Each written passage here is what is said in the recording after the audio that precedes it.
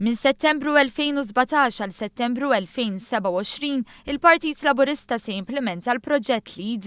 Miriam Dalli li hija fdata bl-implementazzjoni tal-proġett spjegat kif dan hu proġett bi skeda u miri ċari biex tiżdied il-parteċipazzjoni tan-nisa fid-dinja politika.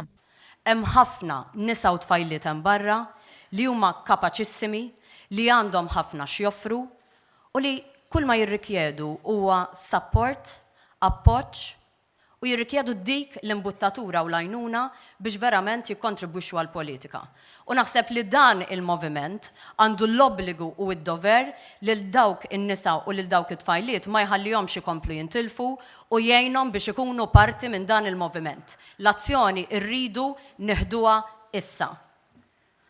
Għalhekk din l-inizjattiva Maqsuma fuq 4 fażijiet l-anħari tal-programm u li sal-elezzjoni ġenerali tal-2027 nofs il-kandidati jkunu nisa.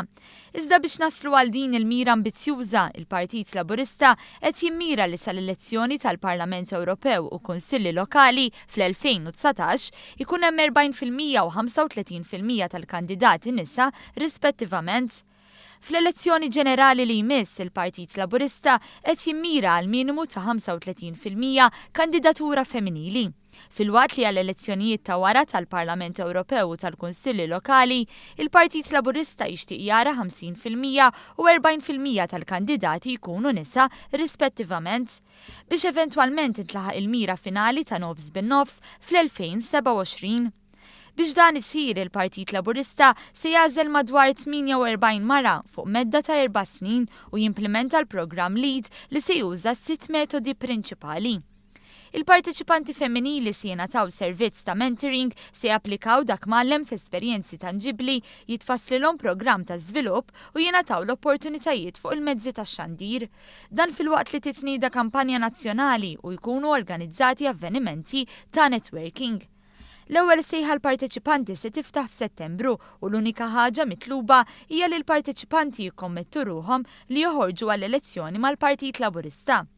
Miriam Dalli spjegat ukoll kif se toħroġ sejħa oħra għal persuni interessati li jkunu parti mill-proġett bħala mentors u parti mill-bord tal-għażla biex jagħtu t-taħriġ. Madankollu Dalli saħqet ukoll li din hija inizjattiva inklusiva u għalhekk il-Partit Laburista se jkun qed joffri faċilitajiet ta' childcare matul il-programm u waqt kampanji elettorali u attivitajiet marbuta mal-mandat politiku. Dawn jingħaqdu ma' miżuri oħra proposti mill-Partit Laburista lill-Gvern li jinkludu miżuri pożittivi biex jiżdiedu rappreżentanti nisa fil-Parlament, servizz ta' childcare fil-Parlament u li l-Parlament isir full-time fil-ħinijiet li jippromovu work-life balance. Għaliex irridu nkunu aħna li jimmexxu u li nixprunaw verament il-bidla. Hija inizjattiva li għandna bżonna issa.